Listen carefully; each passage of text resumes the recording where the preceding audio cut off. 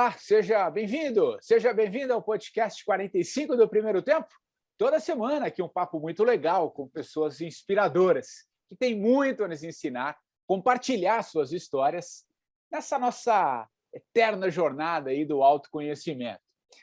Bom, antes de anunciar aqui o meu convidado desta semana, como você já sabe, sempre um recadinho e o recado é para você assistir, né? Um convite, na verdade, para você assistir o documentário Pausa, o Intervalo do Mundo, um olhar sobre esses tempos pandêmicos, né? Trouxe gente bem legal aqui para refletir comigo. Tem lá a Monja Cohen, o velejador Amir Klink, o surfista Carlos Burle, o músico Tony Bellotto, a filósofa Lúcia Helena Galvão, o físico Marcelo Gleiser, o rabino Newton Bonder, enfim, 20 grandes nomes de diversas áreas do conhecimento. Eu deixei o link, inclusive, do filme, está no meu Instagram, que é o patricksantos.oficial, ou então você vai lá no canal da Panflix no YouTube e também está disponível este filme. Bom, chega de recado, vamos ao que interessa. Olha só, o meu convidado de hoje é um buscador, um cara cujos mais experientes diriam um cara de alma velha, desses que às vezes você se pergunta de onde vem tanto conhecimento profundo, lá das profundezas da alma. Depois de um dedinho de prosa, num bom mineirês com ele, você vai entender que da própria vida, fazendo da sua jornada um caminho para a transformação, esse meu convidado já viveu, sim, as durezas de uma infância pobre e difícil, os desafios também de encarar um trabalho sem tanto propósito, afinal, precisava sustentar a família, até se encontrar, vejam só, no jogo. Mas o jogo que eu me refiro é o jogo da vida. Eu estou falando do psicanalista, terapeuta, especialista em jogos do autoconhecimento, o Nixon Gabriel, diretor do Instituto Jogo da Vida, que tem como base uma Halila, um jogo milenar da tradição védica, um jogo, aliás, védica, né? Um jogo que, aliás, eu tive a oportunidade de conhecer num papo que eu confesso a vocês de horas e horas ontem com esse cara. Tudo bem, Nixon? Que legal tê-lo aqui, cara. Tudo bem, Patrick. Feliz de estar aqui e muito feliz com esse nosso encontro também. Ontem foi um dia realmente muito especial aí, nossas conversas tão amplas e também profundas, né? E fiquei até quase emocionado aqui com a sua apresentação. Acho que foi a melhor apresentação que fizeram de mim até hoje, assim, resumida. É verdade, é verdade. Eu acho que o papo ontem rendeu, né? Conhecer um pouco mais a tua história. E que história legal, cara. E, cara, a gente vai falar muito do jogo, até porque eu joguei, né, esse jogo da vida, a gente vai falar, até por isso que a gente trouxe você aqui também. E jogo que eu fiquei, aliás, encantado, assim, como eu me vi, né, em tudo aquilo que eu presenciei contigo ontem. Mas antes de entrar no jogo, eu queria falar um pouco da tua vida, cara. Falar um pouquinho dessa tua jornada. Como eu descrevi ali, um cara de alma velha, fiquei impressionado mesmo com a profundidade do teu conhecimento. Eu também, como... Aliás, somos dois geminianos conversando, né? Buscadores internos assim. Então, só para sintonizar a turma aqui, a gente começou 10 da manhã, era 6 da tarde, quase 6 da tarde, a gente estava conversando ainda. Mas, enfim, vamos conversar um pouco, começar com a tua história, cara. Como é que foi esse teu processo de busca? Tem muito a ver com o podcast, porque você fala muito de propósito também, cara. Você foi descobrindo ao longo da tua vida, da tua jornada, né, da tua experiência, os caminhos para a sua vida para você fazer o que você faz hoje, né, que é levar esse conhecimento. Eu estava vendo os números, cara, impressionantes. São quase 1.500 pessoas que você já atendeu pessoalmente, né? Dando cursos aí pelo Brasil inteiro, daqui a pouco está fora do Brasil, enfim. A gente vai falar muito disso, mas como é que começa essa jornada? Conta para a gente, você é novo. Eu falei alma velha, porque você é muito mais novo que eu. Muito mais novo, não, mas você é mais novo que eu, né? Você está com que idade? Eu estou com 38 anos. A criança ainda. A criança. Como é que começou, cara? Vamos lá, que agora eu quero te ouvir. Já falei demais aqui. Maravilha, Patrick. Obrigado pela introdução maravilhosa. Bom, eu sou de Varginha, Minas Gerais. Não sou ET, antes que perguntem aí. apesar de que alguns desconfiam que sim. Olha, eu jogo, tem um dedinho aí, mas... Bom, eu acho que, como muitos brasileiros, muitas pessoas nesse mundo, vim de uma infância muito desafiadora, né? Vim de condições financeiras, né, bem desafiadoras, de pais que... uma mãe adolescente, me teve com 14 para 15 anos, né? Meu pai novo também. Então, passei por muitos desafios ali, principalmente na primeira e segunda infância. E desde muito cedo eu já vivendo ali as minhas dores, né, as minhas angústias, procurava qualquer espaço, qualquer porta que pudesse me ajudar naquela minha solidão, naquele lugar ali. Então, realmente muito, muito desafiador mesmo. Eu comecei a buscar uma saída ali na Igreja Católica, com 6 anos de idade, virei coroinha, fui coroinha durante 6 anos. Tinha uma época da minha vida ali que eu ia na igreja quase todos os dias, mas era a porta que eu encontrava ali para o sagrado, para o mistério, para a busca de algo além daquilo que eu estava podendo observar ali no meu cotidiano, né? Mas eu costumo dizer que o meu caminho de autoconhecimento começou aos 12 anos mesmo. A partir dos 12 anos eu comecei a estudar mesmo aí além do próprio catolicismo, ver o que tinha no mundo sobre autoconhecimento. E as primeiras portas, elas vieram para mim dentro da espiritualidade, né? O conhecimento das escolas iniciáticas, são muitas, eu nem vou citar aqui, mas eu posso dizer que eu passei por muitas escolas, e de forma presente, profunda, né? Isso me ajudou bastante a atravessar essa fase difícil.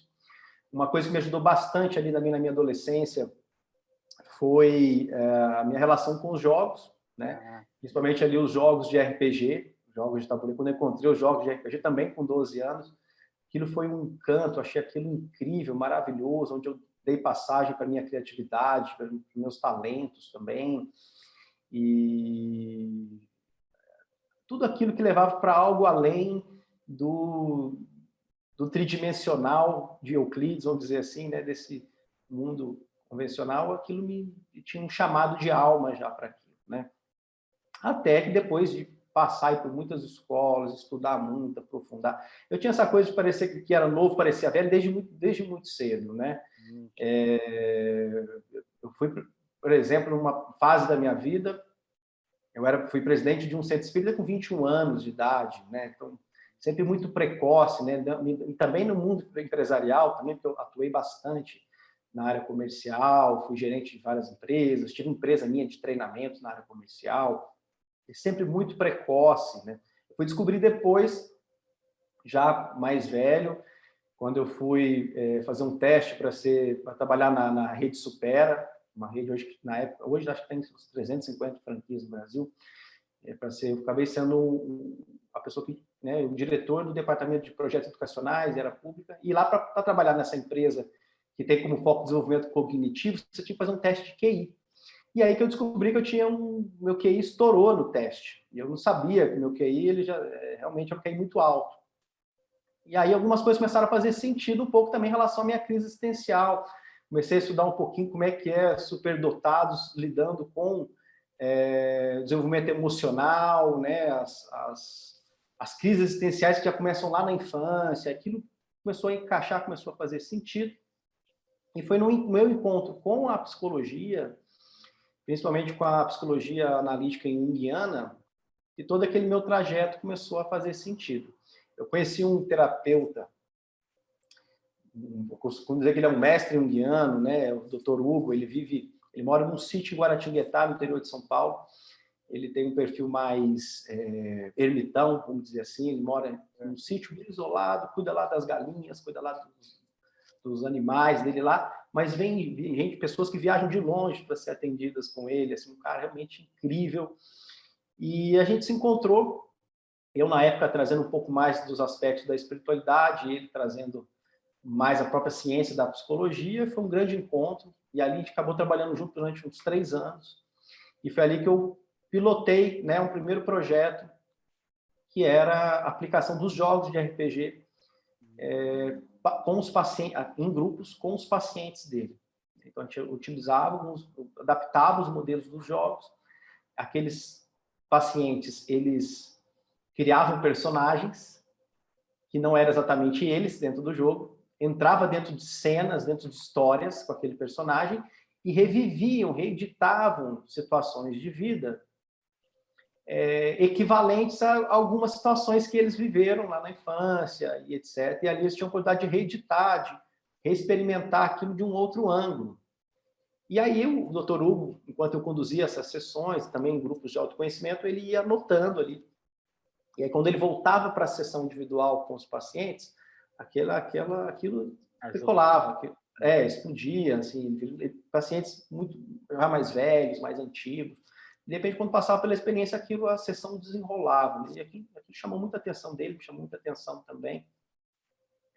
E até que mais tarde, depois eu fui estudar psicanálise, fui estudar também psicologia analítica junguiana, me formei nisso também.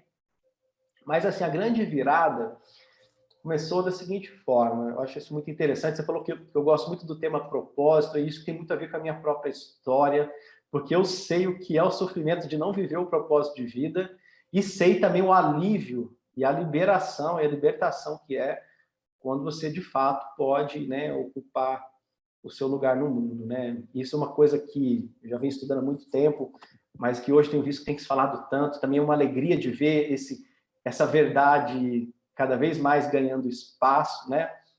A gente veio, né, Patrick, de uma época em que se glorificava muito o retorno financeiro e o esforço, e pouco se dava valor ao propósito, né? É como se isso nem existisse, como assim? Não é possível ganhar dinheiro com aquilo que gosta, com os seus talentos, com aquilo que você veio fazer.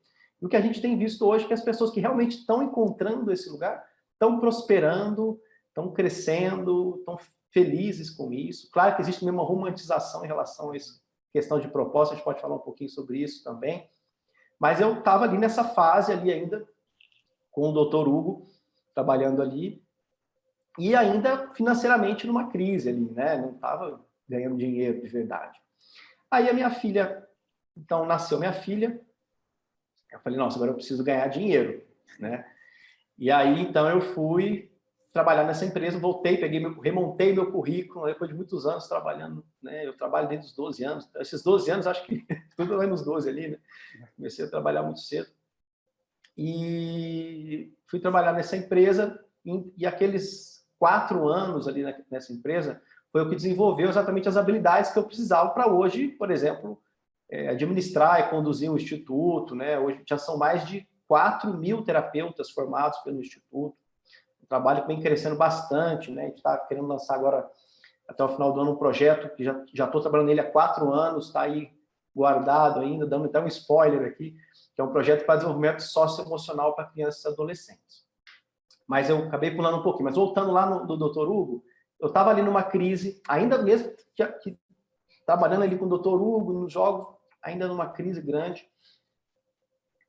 E, de repente, assim, o jogo da vida, o Mahalila, ele trabalha muito dentro do campo da sincronicidade, que são coincidências significativas na visão de Jung, né? Aquilo que a gente entende que nada é por acaso. E eu sempre tive isso muito forte comigo. As pessoas que me conhecem sabem que isso acontece. Quem me acompanha é impressionante, assim, né? As pessoas essa semana, várias pessoas dizendo que sonharam comigo. Eu ligo para as pessoas falam, nossa, está falando de você agora. Todo mundo vivencia isso, mas isso comigo é constante. Acho que você andou um pouquinho comigo ontem, você já percebeu, né? Eu acho que só dá para fazer uma pausa aqui. Ontem a gente foi almoçar no determinado e estávamos conversando. A gente estava falando sobre o Prem Baba, né? E num determinado momento entramos no restaurante, tinha uma figura do Prem Baba. Eu tomei um susto, eu falei, meu Deus, assim, e ele... Então, foi um negócio, assim, impressionante. Eu, às vezes, ainda me surpreendo, mas não deveria mais, porque isso tem acontecido com muita frequência também. Eu acho que vai ao encontro de quem está nesse processo de busca, né, Nixon? Mas, enfim, são muitas histórias e ontem deu para sentir, só deu uma pequena pincelada aqui, mas continua, vai lá. Interessante, né? Isso traz muito encantamento, né? Traz muita quando a gente consegue pegar, que muita gente tem chamado de flow hoje, né? Que é pegar o trilho né? O Joseph Campbell dizia que às vezes a gente sai do trilho e o nosso trabalho é só voltar para o trilho do trem. É voltar para o trilho, né? Quando a gente está no trilho, a vida fica muito mais bela, fica muito mais instigante, muito mais interessante, né? Bom, meu trabalho inclusive, tem muito a ver com resgatar isso, inclusive. Mas voltando ali. E aí eu estava num domingo, fui na casa de uma amiga e tinha um livro na estante dela, que era um livro do Leonardo Boff, chamado A Águia e a Galinha. Né? Que basicamente trazer ali um conto, né, da águia e da galinha. Resumindo aqui para os nossos ouvintes, não vou conseguir contar toda a história agora para vocês, mas é uma história de uma águia que foi criada com galinhas e acreditava que era galinha. Então, todos os dias,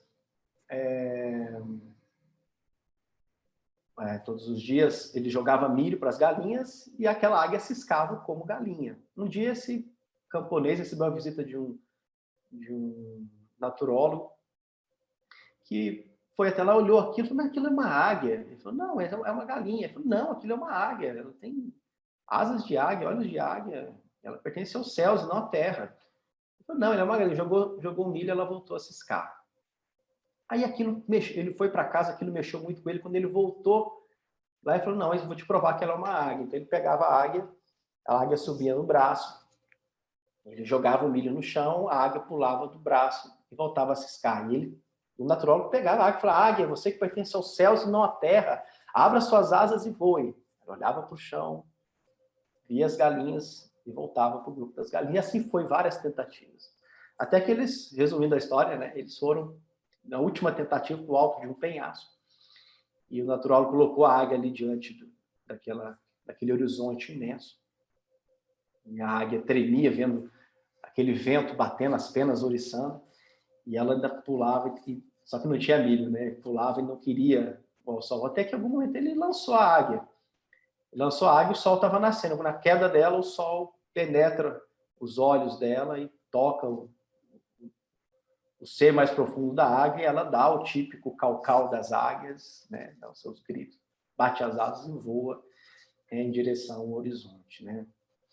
Aquela história mexeu muito comigo, Patrick, porque eu estava me vendo exatamente dessa forma. Imagina eu na minha complexidade, todos esses caminhos que eu já tinha feito, com potencial de inteligência, com potencial de criatividade, né? Hoje eu estou me entendendo melhor realmente no que são as minhas potências, mas muito solitário com essas potências durante muito tempo, né? Numa crise, no sofrimento, ganhando pouco dinheiro. E se eu poderia ganhar dinheiro, eu tinha que voltar para a área comercial de novo. E, meu Deus do céu, que sofrimento, aquilo. E aí, eu li essa história, mexeu muito comigo. Quando foi... isso foi no domingo, né? Quando foi numa quarta-feira, eu recebi uma ligação da amiga que eu estava lá no sítio do Dr. Hugo. Eu tinha acabado de escrever uma música, me veio uma inspiração. E o nome da música era Águia Dourada, que era uma música dentro das tradições xamânicas, das tradições da floresta, dentro da espiritualidade. É uma música que normalmente a gente canta em fogueiras, uma música festiva, né? E aí eu acabei de escrever essa música da Águia Dourada, me ligou a amiga que emprestou o livro, falou, Nixon, você não sabe, ontem nós estávamos em Cunha e nós jogamos Mahalila, que foi uma experiência incrível. E daqui uma semana vai ter um jogo. E eu queria te convidar também para participar. Isso tudo na sequência ali. Aquilo me chamou muita atenção. Eu falei, eu vou. Claro. Aí passou uma semana, encontrei o nome da música que eu escrevi, era Águia Dourada. Guarda bem para vocês verem o que vai acontecer nessa história. Quando chegou na semana seguinte, fui eu e o Dr. Hugo para Cunha, né, para a gente... Então, finalmente, ter essa experiência. Me chamou muita atenção, porque a Flonix tem muito a ver com você, porque o jogo é de autoconhecimento, tem espiritualidade, tem espadas, tem serpentes, tem isso, tem aquilo. E aí fomos de Guaratinguetá a Cunha, uma viagem de 40 minutos. E aí, quando eu entrei no carro, me veio assim, perguntei para o Dr. Hugo, como é que Jung chegou nesse termo? Porque é o Jung que cunhou o termo sincronicidade, né, inclusive. Né? Como é que Jung chegou nisso? Então, ele foi me discorrendo a viagem toda, as histórias de Jung, né? Os sonhos, as sincronicidades que ele começou a observar com os pacientes dele. Aquilo foi muito encantador, né? E terminou de contar a história, chegamos para o jogo. Quem facilitava esse jogo é um casal que já facilitava esse jogo no Brasil na época já há uns 30 anos, já tem bastante tempo, né?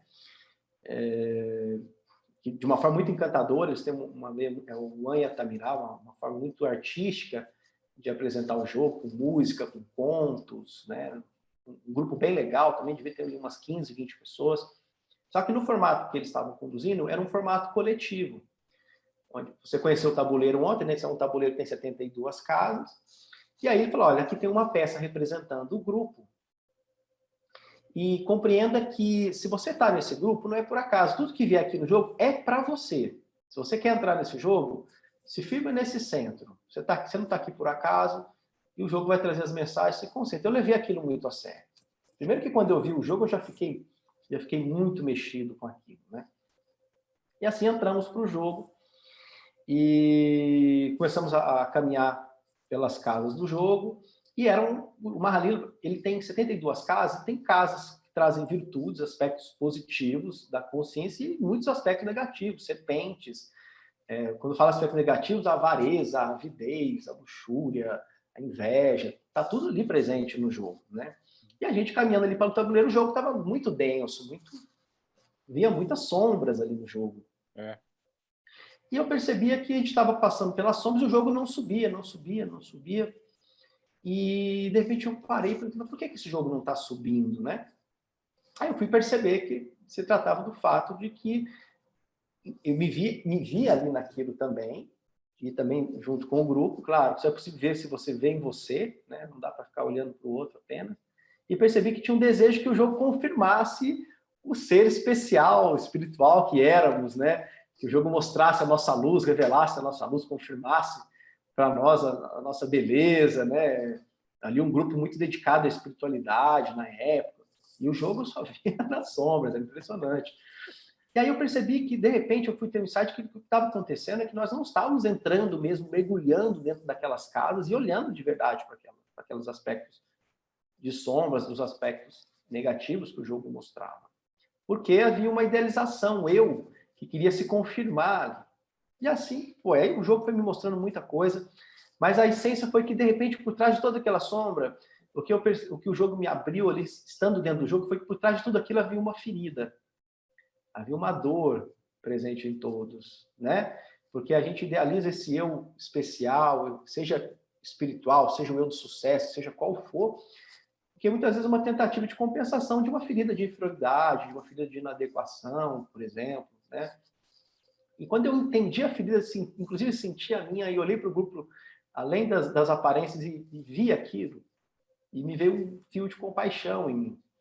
Nessa hora, o facilitador jogou o dado para mim, porque, como era o grupo jogando, ele jogava o dado, cada hora é um que jogava o dado, não importava quem jogasse.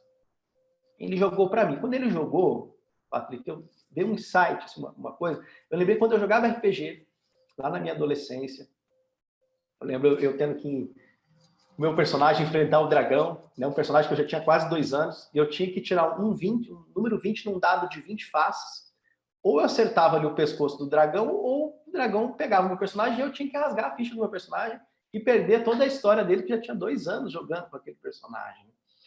E eu lembro dos adolescentes ali, eu sei que na hora veio uma convicção, eu joguei, tirei um 20, e os amigos ali pulavam na mesa, como que pode, todo mundo tenso ali, vendo que eu ia perder o personagem, foi muito incrível. Mas quando jogou o dado no Mahalila, eu lembrei, eu senti aquilo de novo, acho que fazia muito tempo que eu não rolava um dado. E eu rolei o dado, a gente estava na casa 11, que era uma casa que representava as diversões e tal, e fomos para a casa 17, que é a maior espada do jogo, que é a espada da compaixão, do perdão e da compaixão, que levava a gente lá para o último nível do jogo, na versão desse facilitador, para a casa da sincronicidade.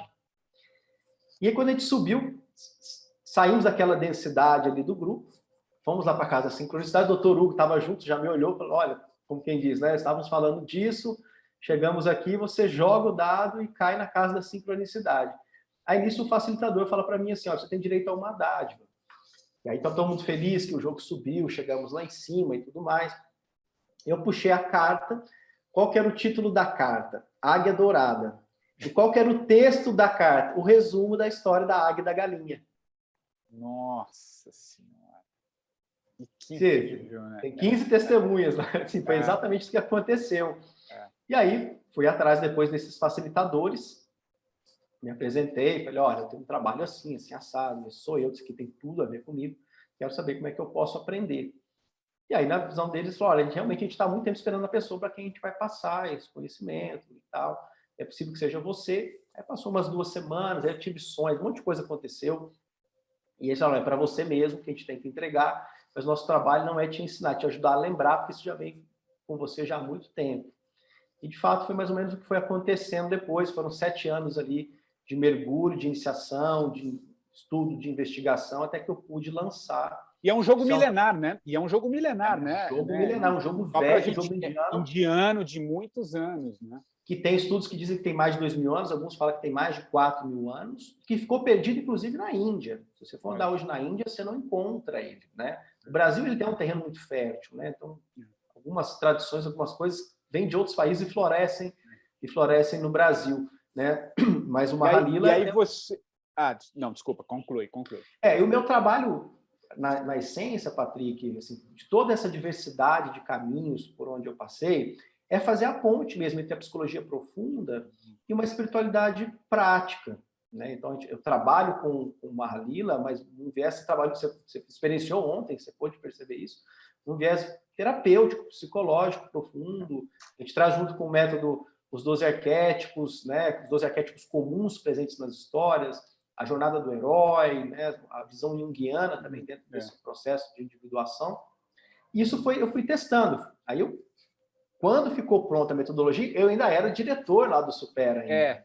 Isso. Tinha um bom salário, tinha bons contratos, tinha boas comissões, ganhava muito bem. E em algum momento eu tive que, novamente, veio aquela crise, né? Eu tendo que todo dia ir ali cumprir, né, a rotina de empresa, nada contra, inclusive ali me fortaleceu, me desenvolveu bastante. Até que em algum momento eu falei, não, agora eu vou ter que dar o salto. Aí eu saí do Supera, fui para a Índia, e tinha feito ali, faz pouco tempo, pouco mais de 5 anos e meio, né? Fui para a Índia, e lá na Índia, falei, não, agora o meu trabalho está pronto. Aí realmente eu recebi as bênçãos lá, me diz, o seu trabalho está pronto, pode ir para o mundo.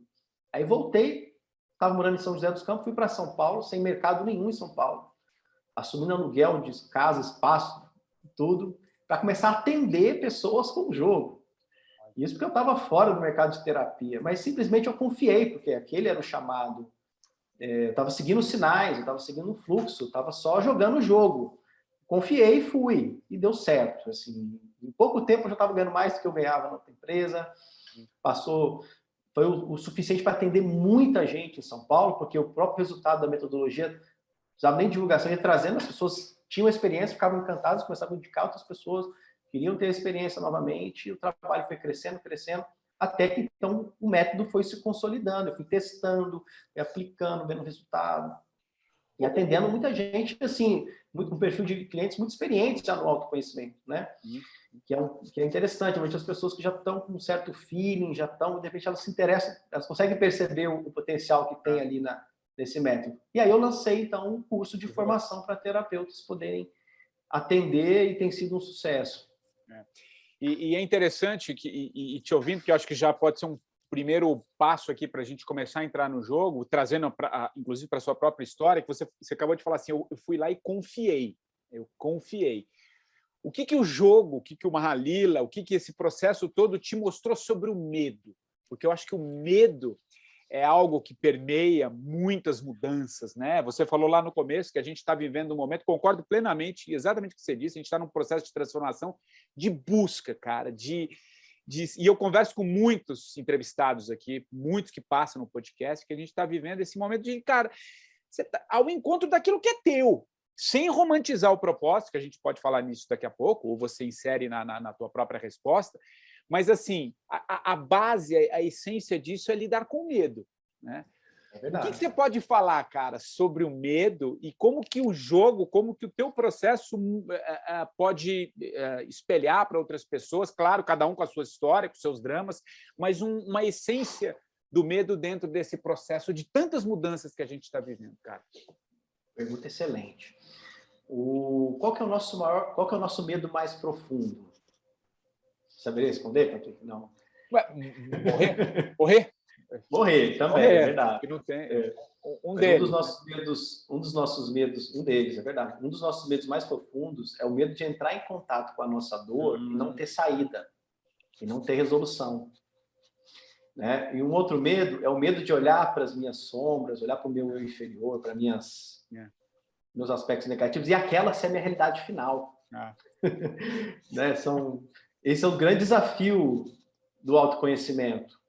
Quando a gente fala quando o Campbell traz a jornada do herói, né, que resumidamente estou na zona de conforto, recebo um chamado, nego um chamado, entro na crise existencial até que eu aceito esse chamado para a aventura, vou passar por provas, desafios, vou morrer e renascer, enfrentar o grande antagonista, ganhar o tesouro, ser testado novamente para retornar ao reino e entregar isso para o mundo. Essa jornada do herói, ela acontece, o tabuleiro, ela acontece de fato. Os nossos dragões, os nossos desafios maiores são realmente os sentimentos desafiadores que nós carregamos, né? É ali que a grande batalha, o grande trabalho está acontecendo. E para poder percorrer o caminho do autoconhecimento, para realmente conseguir alcançar um grau de alívio, de cura desse peso, dessas feridas que todos temos, é necessário um grau de confiança, né? É necessário um grau de confiança no sentido de que vale a pena sentir, mesmo que o sentimento seja desafiador. Porque a gente vive muito sofrimento, que é o sofrimento desnecessário, que é a própria fuga da dor. Mas para também poder me entregar para isso, estar disposto a pagar o preço, estar disposto a percorrer essa jornada desafiadora, eu preciso também de conhecimento, né? Eu acho que aí o conhecimento, e falo de conhecimento, não só de conhecimento, também de sabedoria, e não só de conhecimento emprestado, né? Eu falo a consciência a respeito do jogo divino, a respeito do jogo da vida. É compreender o que está por trás dos eventos que estão me circundando. Por que eu tive que passar por aquele evento, por aquela situação? Nem sempre é possível compreender, mas o que, nesses anos todos, observando isso atentamente, sem falsa crença, sem ficar querendo forçar essa crença, né? Mas observando assim, de olhos limpos para isso, é que, de fato, conforme a gente se debruça a compreender o mistério por trás daquilo que se apresenta para mim, na minha vida, na vida de você ouvinte que está nos ouvindo, a gente percebe que tem um porquê e uma razão daquilo estar acontecendo daquela forma. É claro que, para isso, só na psicologia a equação não fecha.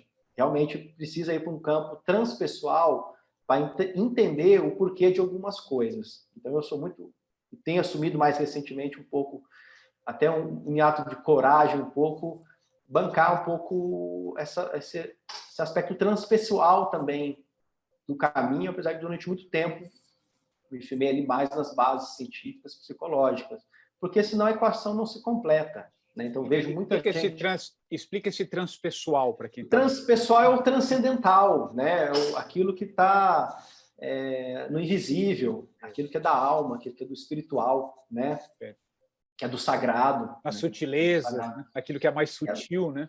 Exatamente. E aquilo que a ciência talvez não alcance, ou aí a física quântica beliscando um pouquinho isso ali, mas que, para quem já pode vivenciar isso, não é só uma crença emprestada, é muito concreta, é muito real mesmo. Perfeito. Né?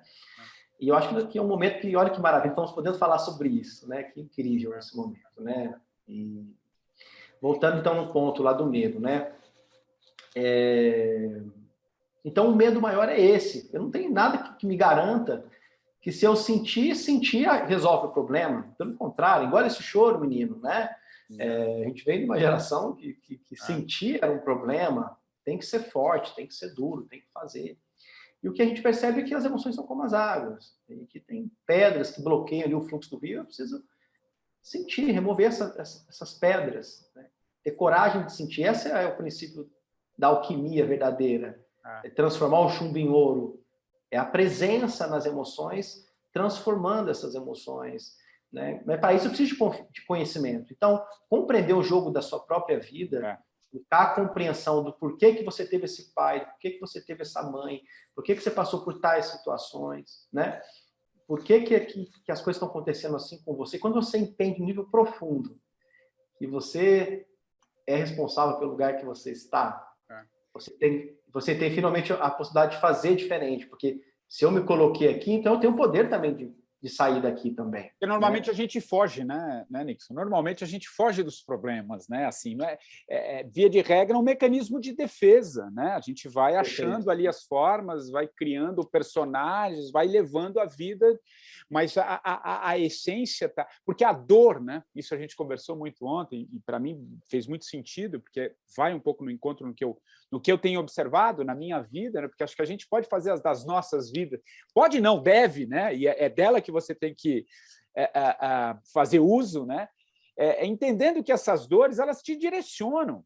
Normalmente vem uma coisa muito ruim, normalmente a gente fica... Claro que não deixa de ter uma dor, algo que mexe com você, mas entender que essa dor, seja ela qual for, e estamos vivendo o que não, dores nesse tempo pandêmico, né?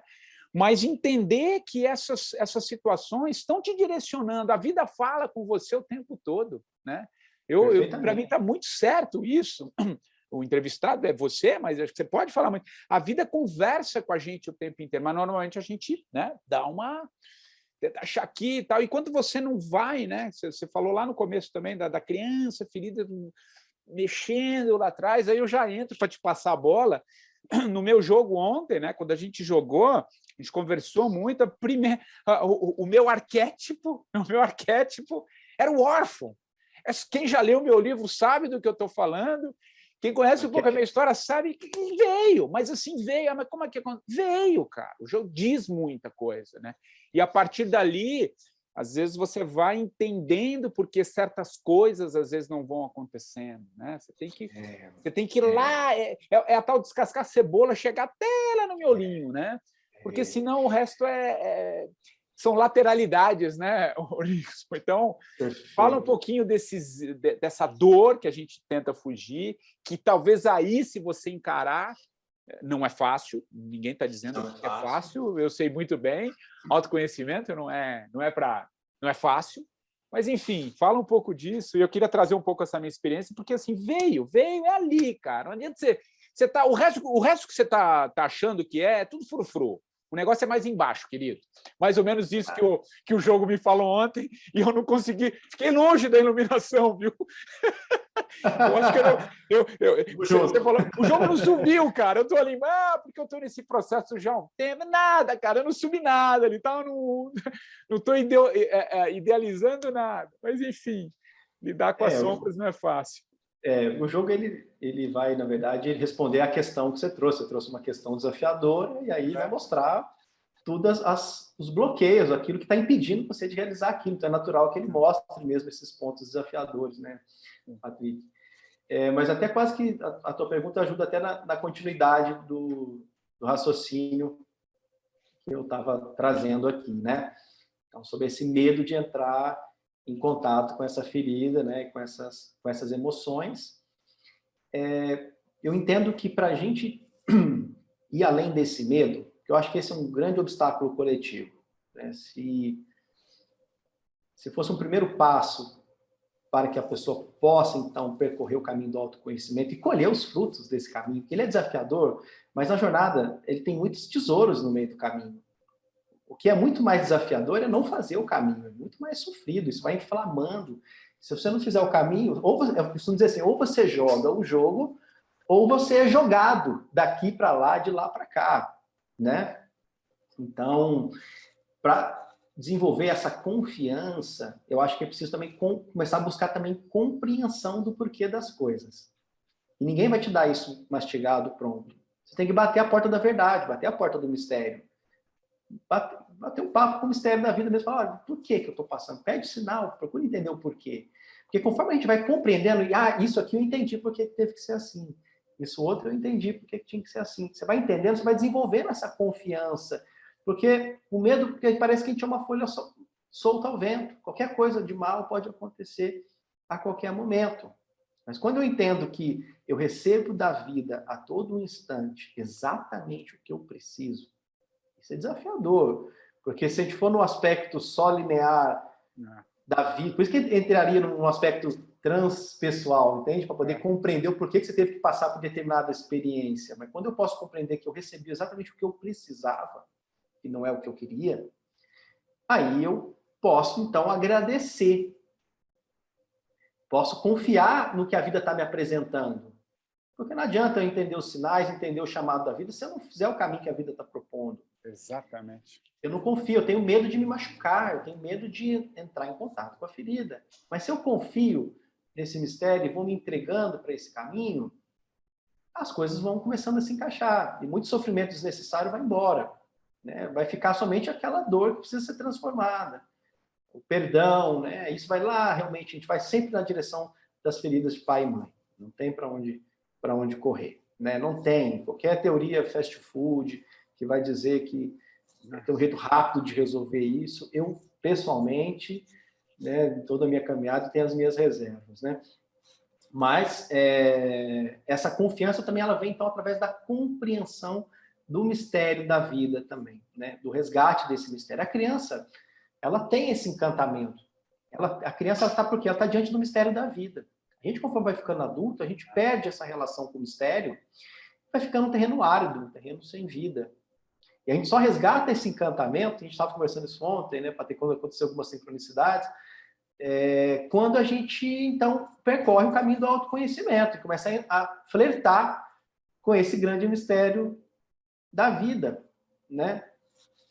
Tem sincronicidade que se eu contar aqui, você vai achar que eu estou mentindo, que não é possível, coisas inacreditáveis, mas que conforme você também, eu falo assim, a sincronicidade, se você é devoto da sincronicidade, quanto mais você se devota à sincronicidade, mais você se entrega e reverencia e agradece, mais ela se exibe e se apresenta para você. E é interessante quando você passa a observar e perceber essas sincronicidades, né? Porque muitas vezes lá atrás a gente pensava, uma coincidência. Não, quando você passa a observar, parece que isso começa a acontecer com mais frequência, como se você entrasse numa outra frequência, que as coisas parecem que vão se conectando, você vai entendendo porquês, né?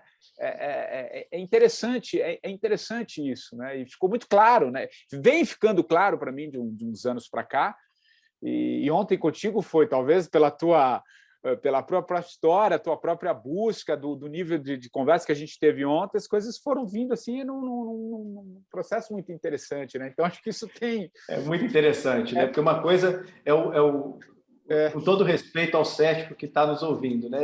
Não, faz parte. Talvez o que falte para o cético é ter algumas experiências como essa para poder entender o que a gente está falando, né? Para perceber ver a coisa acontecendo mesmo. Ou talvez fugir de uma coisa que você acabou de falar, que eu acho também que, infelizmente, é o que transborda as livrarias, enfim, muita coisa, que é o fast food, né? O autoconhecimento fast food, aquele que vai te dar 5 dicas aqui, faça desse jeito, como se a vida fosse uma caixinha que você entrou ali, é desse jeito, ó, segue aqui, que não é assim, né? Só que a gente quer que o outro nos diga o que a gente tem que fazer, né? A gente se vitimiza, eu acho que isso é uma coisa que eu quero te ouvir, Nixon. A gente está vivendo uma era ainda de vitimismo, né? Assim, claro que são situações, a gente vive num país com enormes dificuldades, mas você acabou de contar um pouco a tua história também, tantos outros, né?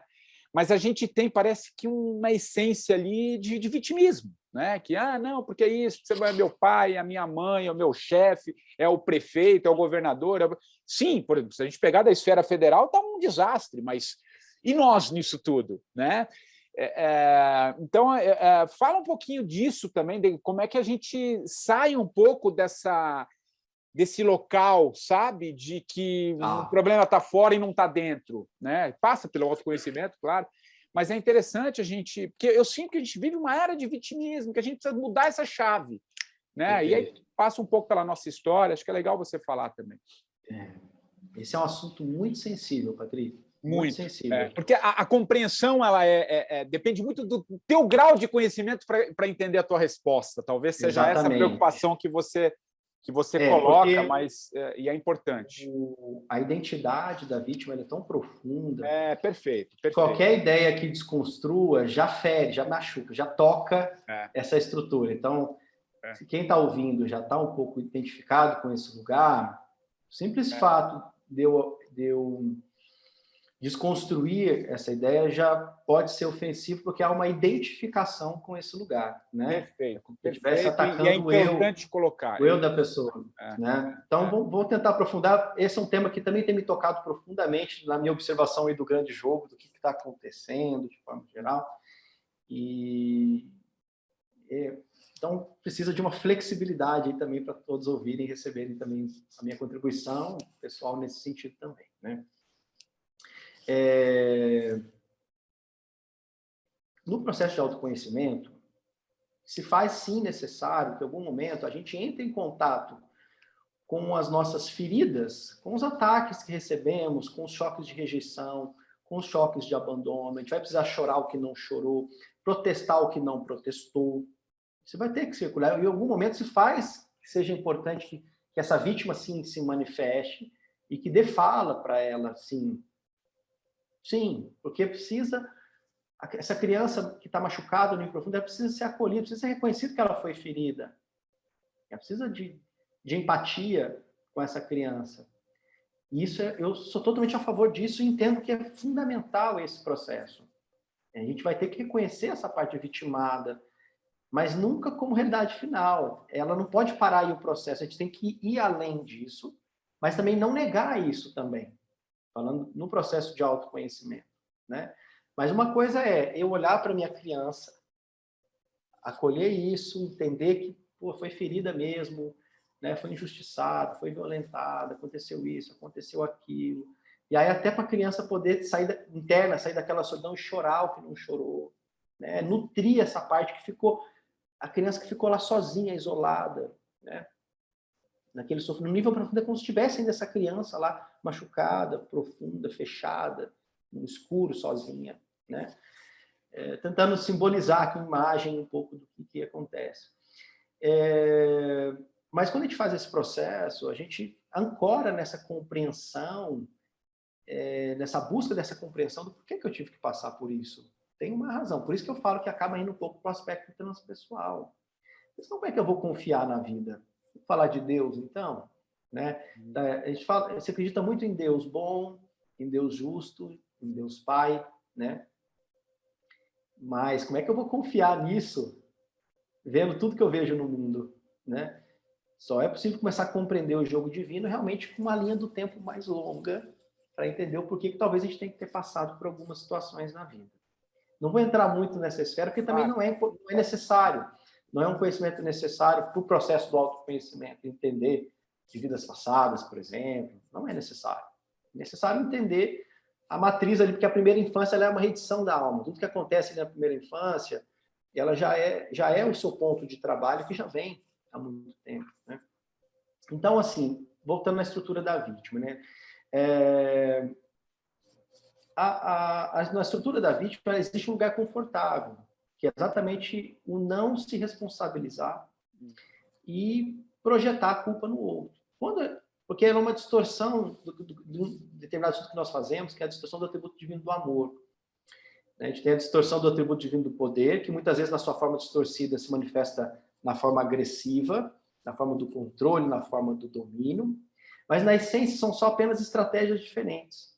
Enquanto a estratégia de um é eu não sou culpado, a vida é culpada, e ela fica provando para ela mesma, para o mundo o tempo todo, o quanto o mundo é mau e ela é boa, o agressor tem a estratégia que o melhor defesa é o ataque. Mas na essência, o que essa vítima está precisando é também encontrar aonde que está a própria agressividade dela reprimida dentro dela, que acaba se voltando contra ela mesma. Enquanto que o agressor também precisa reconhecer um pouco das próprias feridas da vítima que existe dentro dele. E sentir um pouco, né? E sair desse lugar de que a melhor defesa é o ataque. Esse lugar da vítima ele já está muito profunda também na história do nosso país também, né? A gente traz, por exemplo, a gente tem uma ideia, às vezes equivocada, que nós somos os índios que fomos invadidos pelos portugueses. Nós somos filhos dos índios e nós somos filhos dos portugueses. Nós somos todos eles. Exato. Né? Simbolicamente, essa dicotomia de vítima e agressor, a gente traz dentro da gente. Por exemplo, uma pessoa que está vivenciando o lugar de vítima, não estou dizendo, gente, que o agressor está certo, de forma alguma, que não precisa dar limite, que não precisa dizer não, que não precisa, né, impor situações para isso. Estou dizendo só daquele cenário onde a estrutura ela está no psicológico e não no mundo externo. Por exemplo, a pessoa que tende a trazer um relacionamento agressivo, ela pode trocar de relacionamento, mas ela reedita aquilo em todos os relacionamentos. É impressionante. É impressionante. Todo mundo que tem essa estrutura sabe o quanto que ela está reeditando. Então, a pessoa que tem uma tendência a ter um chefe agressivo, ela troca de empresa, ela encontra outro chefe. Vai continuar. O cara que casa 4 vezes e o problema é a mulher, né? Ele não está entendendo que é o mesmo processo, é ele, né? Que é o mesmo, ele. É só isso que eu estou querendo dizer. Não estou querendo dizer que a mulher está certa. Sim. Não, estou dizendo só que a pessoa precisa entender que se ela não trabalhar dentro dela aquilo, não adianta querer mudar o mundo fora, acusar o mundo fora, que isso não vai mudar. Em compensação, as pessoas que estão se trabalhando, estão conseguindo pegar esse bastão da autossustentabilidade, assumir o seu próprio jogo, assumir a sua própria vida, entender que é com ela o processo e se trabalhar. Não estou dizendo que não seja sofrido, não estou dizendo que o agressor deva ser contido, né? Que deva talvez ser punido até, sim, né? Mas enquanto ela não realmente se responsabiliza, ela não consegue sair desse processo. Estou falando aqui de uma saída. E as pessoas que passam por isso conseguem trabalhar, de repente elas não vivem mais essas agressões, elas não vivem mais esses abusos, as pessoas não vivem mais essas situações que ficam consolidando a ideia de vítima nela, porque ela virou essa chave dentro dela. Ou seja, se a gente quer mudar o mundo nesse sentido, a gente vai precisar trabalhar dentro, isso vai refletir fora, né? Compensação, para quem não está na vítima, mas está vitimando pessoas, né? Vai ter também que achar esse fio também, vai ter que encontrar essa responsabilidade, e a própria vida há de dar limite, há de pôr situações, o que a gente tem visto também, né, que um momento que não está possibilitando da passagem, e que bom, né, e que bom nesse sentido, que isso está sendo contido, mas é quando a vítima sai do papel de vítima, de submissão e tal, e ela consegue usar essa agressividade reprimida que está projetada fora para saber dizer não, para aprender a dar limite, para aprender a falar, para aprender a botar essa energia para fora. Porque quando eu não lido com a minha própria agressividade, ela se volta contra mim. E ela se volta contra mim através do outro que vem, situações de acidentes, situações que trazem essa agressividade que acaba virando autodestrutividade de alguma forma, né?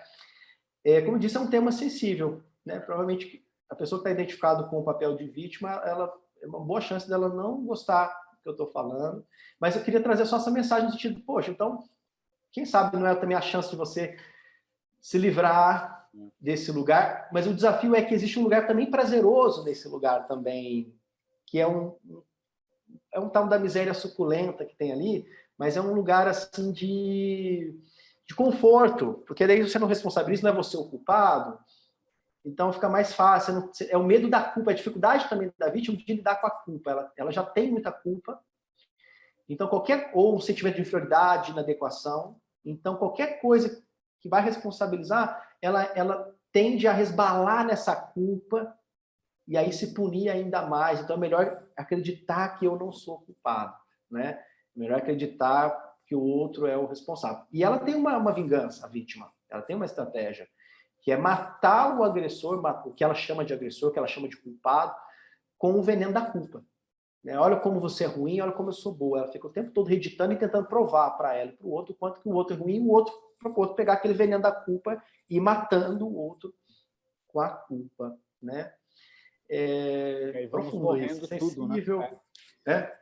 Não, perfeito. Eu acho que você trouxe uma colocação muito cuidadosa, mas eu acho que tenho certeza que quem se propõe a tentar entender ou pelo menos manter um certo distanciamento de observação é isso, até porque isso faz parte do teu trabalho. No jogo eu percebi muito ontem. que precisamos lidar com essas sombras, né? É aí, a gente está fugindo, mas é aí que estão as que está. Você quer mudar de fato, né? Agora me ocorreu, acho que você citou, não sei se foi, você citou foi na conversa, porque também já está tudo misturado um pouquinho. Você falou do filme Matrix, não sei se foi ontem, a gente estava comentando, me veio aquela. Você lembra daquela cena eu não lembro o nome do personagem, que ele prefere tomar a pílula azul ou a pílula vermelha, né? Um que é assim, eu quero continuar a vida, é assim, eu sei que é assim, mas eu vou tomar porque eu quero ficar nessa vida, né? Nessa vida cotidiana, nesse mundo, eu não quero ver a vida, eu não quero ver a verdade mesmo. Então você toma, é uma opção. Mas se você quiser entender a vida mesmo, no sentido maior, né? na essência, transcender o transpessoal, né? Uma compreensão, sair um pouco desse mundo muito racional que a mente nos coloca o tempo inteiro, você tem que tomar a pílula da outra cor. Mas eu gostei muito de um termo que você usou, nunca tinha ouvido, eu até anotei aqui, uma certa miséria suculenta, que traz um pouco, porque assim, é difícil, ninguém está falando que é fácil, cara. Ninguém está falando que é fácil. Mas qual o real sentido da vida? Né? Assim, vamos filosofar um pouco, né? Cara, quem não faz a pergunta, o que eu estou fazendo aqui, não encontrou a vida ainda, né? Eu já estou passando de entrevistador para entrevistado. Mas, enfim, tem um pouco essa situação. Você pode tomar outra pílula, né? Se você, resumindo a história, e ficou muito claro para mim no jogo, eu só abri muitos ganchos aqui, voltando à pergunta, ficou muito claro no jogo ontem para mim, e é o que você faz, está aí nas sombras, cara. É nesse olhar que está esse gatilho da mudança, né? Esse encarar mesmo, né? É isso que me chamou muita atenção, porque o jogo é como se fosse um mapa mesmo, né? Exatamente. Ele é uma fotografia da tua história e naquele teu momento, né? Porque é o que você falou, né? Você, sei lá, joga daqui a um ano, talvez seja uma outra situação. Ele é um retrato daquele momento. Tem um pouco de astrologia aí também. A astrologia é assim um pouco, né? Você bate um retrato daquele teu momento ali quando você faz a sua atualização de mapa, enfim. Então eu achei muito rico, e a forma lúdica, né? Lúdica de você se entregar. Eu fiquei um pouco assim bem surpreso, para te falar a verdade. Enfim, fala um pouquinho dessa questão da sombra para daqui a pouco a gente caminhar para o fim aqui do nosso fechamento, né? Legal. É importante trabalhar com a sombra, sabendo que a gente está mirando a luz, né? A gente está querendo buscar a recompensa dessa jornada. A gente está atrás do néctar, né? Transformar o veneno em néctar. Transformar o chumbo em ouro. Chumbo em ouro, exato. Né? Não é só um culto às sombras, né? Um culto ao sofrimento, entrar em contato com a dor, porque a gente quer, na verdade, é sair do sofrimento, o que a gente quer, na verdade, é se liberar disso tudo, mas o que a gente aprende é que, para isso, vai ter que entrar em contato com essas emoções que estão escondidas e represadas. Elas precisam circular, não dá para dar a volta, não dá para esconder, não tem para onde correr. Usou aquela alusão do filme Matrix, né? Eu também esqueci o nome do personagem. Tem a cena do Neo com o Morfeu, que é quando ele entrega a pílula, mas tem aquele outro personagem que, não sei se no primeiro ou no segundo filme, que em algum momento ele escolhe realmente entrar no sono da Matrix mesmo. Isso. E aí eles combinam com ele lá, dão um carro para ele, uma mulher bonita, e a vida de luxúria maravilhosa, e ele não quer saber da verdade, não quer saber da realidade, né? Acontece que, fazendo um comparativo com a nossa realidade, durante muito tempo foi possível ficar nesse sono. Só que essa pandemia, esse tempo que nós estamos vivendo agora, não está dando mais. A Matrix está trincando, né? Não dá mais. Quem estava naquela ilusão, porque você viu isso, antigamente tinha uma ideia de sucesso, nas palestras de motivação que a gente via antigamente, eu que também vim de vendas, cheguei a ser um desses caras palestrantes, falando de pensa positivo, tal, bora para frente, você é o cara. Isso não funciona mais, porque isso é uma estrutura de plástico, né? É uma estrutura que não funciona mais. As pessoas já estão entendendo, isso já tem um coeficiente coletivo que está entendendo que essa ideia do que é felicidade, ela foi, né, cola mais, não é só ter isso ou ter aquilo, ou alcançar determinado sucesso profissional. Eu vou ter que ir para dentro. Só que o que está sendo desafiador é que a gente foi tão acostumado, né, Patrick, a ter nessa geração mais recente, a ter as coisas prontas rápido, tudo é muito rápido, tudo é muito acelerado, no Google já está ali a resposta, já está tudo ali, que quando vai encarar o universo orgânico do autoconhecimento, percebe-se que o caminho é muito mais profundo e muito mais longo. Para mim, as pessoas mais maduras nesse processo são as que têm essa consciência. Às vezes tem alguns que ficam um pouco deslumbrados no meio do caminho, tem uma experiência ali de luz, e tem um momento bom, e acha que já achou saída, daqui a pouco eu fico só observando, daqui a pouco o vento faz curva. Tem uma falsa né? espiritualidade aí também, que vem numa onda. Exatamente, daqui a pouco o vento faz curva, né? Por isso que então, eu achei assim, muito legal do teu trabalho, é você traz um pouco o chão. Eu acho que isso é fundamental, né? Exatamente. Eu na minha jornada, eu já tive muito lá, muito fora, daqui a pouco eu voltei para o chão, e é um pouco o equilíbrio. Então, você lidar, olha, tudo bem, tem tudo isso, mas volta para a tua realidade mesmo, é isso aqui que você vive, né? Exatamente. Isso que eu acho muito interessante no teu Esse trabalho. É o desafio, inclusive, de comunicar o meu trabalho. Como eu trabalho com jogos, trabalho com um jogo que é indiano, ao mesmo tempo eu tenho que estar sempre tentando mostrar para as pessoas que se trata de um trabalho sério. É um desafio mesmo. Concreto, profundo. Aqui está sendo até interessante que eu estou conseguindo falar um pouquinho de como que é esse trabalho. Mas voltando à questão, então, da sombra, é importante sim, que se compreenda que esse é o grande trabalho, esses são os 12 trabalhos de Hércules, não é fácil mesmo, é desafiador, mas que vem os frutos. E é possível colher e agradecer, e vivenciar isso na vida. Vale a pena esse esforço. Vale a pena. O Neo passou lá pelo desafio dele no Matrix, mas no final ele ascendeu, no final ele dominou o jogo, né? No final ele entendeu o que estava por trás ali. Mas precisamos desenvolver, então, voltando lá na sua primeira pergunta, a confiança mesmo na vida, a confiança na mecânica existencial. E eu falo desse lugar, acho que esse é o meu propósito, é um lugar já muito seguro desse lugar, dessa consciência. Para mim não é mais uma coisa que é uma crença, é muito concreto isso, muito real, muito é isso mesmo. E eu trabalho com isso e vejo que é o que funciona esse caminho, essa percepção, e tem dado resultado, tem ajudado muita gente nesse sentido, né? E possamos, então, né? Talvez aqui eu esteja emprestando um pouquinho dessa confiança,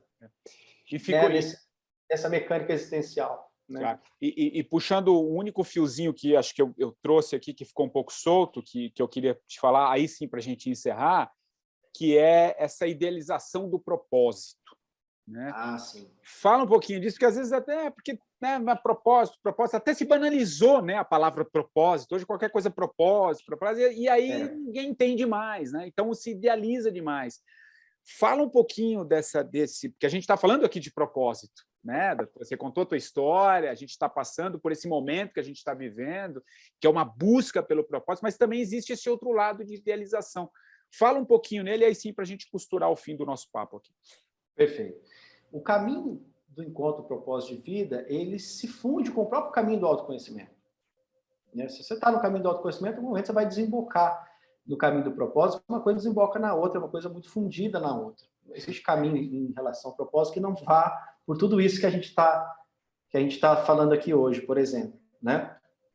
Por quê? Porque vivenciar um propósito de vida é manifestar no mundo seus dons, seus talentos, suas capacidades, entregar para o mundo seus tesouros, aquilo que é único em você. E que todos têm. Né? Exatamente. Todos têm. Você que acredita que não tem, tem. Você tem. Tem algo único aí. Acontece que para encontrar esse algo único que está lá na minha criança, na minha espontaneidade, na minha naturalidade, e não naquilo que eu fui construindo, que eu idealizei durante a vida, eu vou precisar, então, liberar essas defesas que protegem essa ferida original para que essa naturalidade, esses talentos possam florescer, possam fluir, né? E a gente consegue, em algum momento do trajeto, identificar, conforme a gente vai conectando mais com a nossa essência, qual é o nosso perfume, qual é a nossa tonalidade, qual é a nossa fragrância, né? E a partir dessa identificação, a vida vai dando as pistas, vai dando sinais de forma que a gente vai encontrando esse lugar. Não conseguiria resumir o que é esse processo todo, né, Patrick? Que é muito mais complexo. Mas o que acontece? Muitas vezes, o caminho que a vida leva para a realização desse propósito passa por períodos da vida que não necessariamente vai ter a ver com o seu propósito, mas que são necessários para a realização do seu propósito. Exato. Acho que aí você tocou num ponto interessante. É isso aí. Te dei um exemplo, por exemplo, eu tive que ficar 4 anos antes de lançar finalmente o jogo, eu tive que voltar para uma empresa, voltar a trabalhar como diretor, funções executivas, rotina de empresa, chefe, tudo, para que eu desenvolvesse as qualidades, por exemplo, do meu masculino interno, por exemplo. Estava ali com o meu lado terapeuta, meu lado sensível, espiritual muito ativo, mas eu precisava agora... O mistério sabia que eu precisava disso. Então, me colocou ali, porque eu fui desenvolver a capacidade de organização, de disciplina, de comando, de direção, essa força que eu precisava, né? Eu precisava de unha, eu estava sem garra, eu estava sem unha. Precisava de unha, precisava de garra para ir para o mundo. Precisava de aterrar, né? O pai terra. E aí, aqueles 4 anos me maturou naquilo, para quando eu lançasse oficialmente meu projeto, hoje eu tenho um instituto, tenho um grupo de pessoas que trabalham comigo. Então, hoje eu consigo conduzir isso melhor graças a essa qualidade. Eu não teria realizado o que o Instituto realizou hoje se eu não tivesse passado por aqueles 4 anos que aparentemente não tinha nada a ver com o meu propósito de vida. Esse é um primeiro ponto de desmistificação. E outro é, depois que você encontra e já começa a viver esse propósito de vida, já tem esse alívio, eu vejo isso que tem hora que eu já tô há anos nesse alívio, vamos dizer assim, e eu vejo, quando eu vejo pessoas na crise, aí que eu olho para a dor da pessoa e falo, gente, eu estava nessa dor, nem meu Deus. Mas, de repente, eu me vejo em outras oitavas. De repente, dentro do meu propósito, tem um outro nível do propósito, e daqui a pouco eu volto de novo, recebo um novo chamado, nego o chamado de novo, entro numa nova crise, uma resistência, aí quando eu estou de novo fazendo aquele ciclo de novo, para ir para uma nova oitava, mas ok.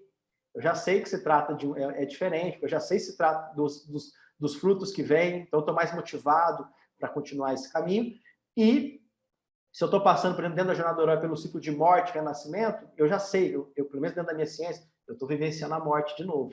Então eu sei que depois da morte vem o renascimento, vem uma nova fase. Que bom! Então eu estou pertinho da nova fase, estou pertinho do renascimento.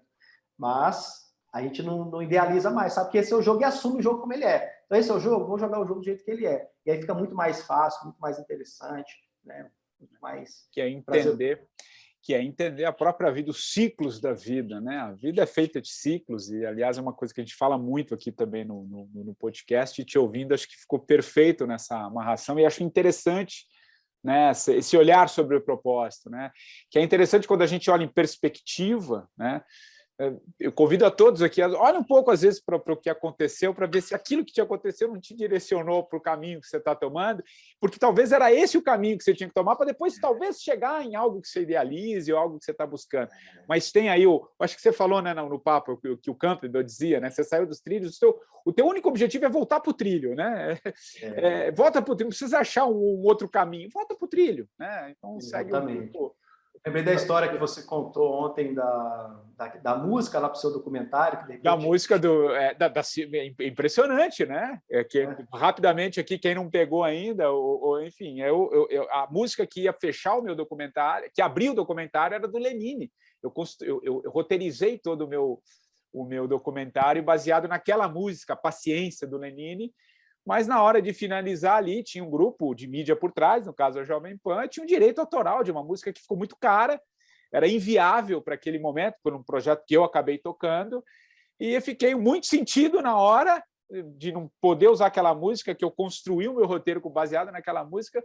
Esperei uma tarde, e no outro dia me veio uma amiga, me mandou uma música gravada por ela, uma musicista também, jornalista, mas trabalha com música também, me mandou uma letra de uma música que parece que ela foi feita para o documentário, né? Então, foi o fato de esperar um pouco, falar, vamos ver o que acontece, o universo vai ali e colocou a música que abriu o documentário quando eu voltar a viver. Então, eu gosto muito, é um tema que me toca, né?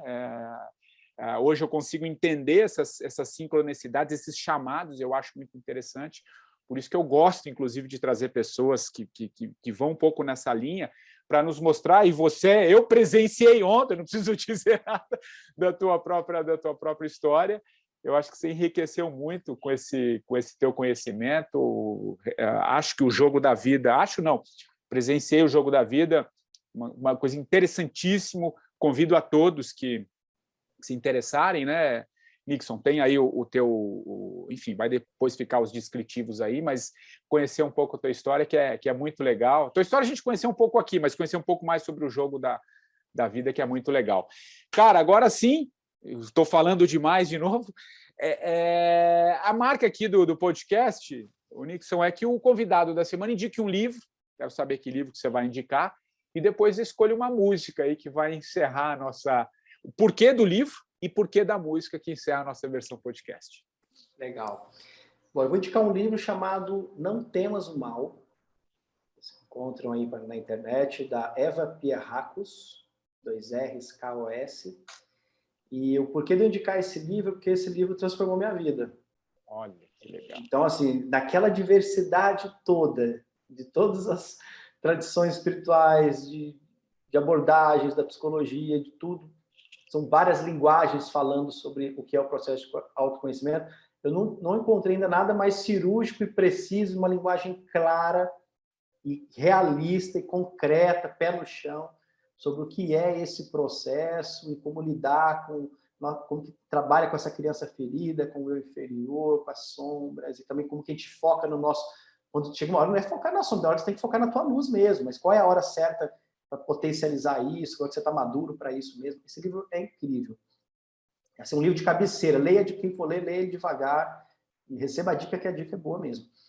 E a música, eu sugiro a música Rumo das Flores, da Flávia Venceslau. Rumo das Flores, que legal. Rumo das Flores. Flávia Venceslau. Flávia Venceslau. Te toca essa música? Tem algo com a tua história? Sim. Legal, que legal. Sim.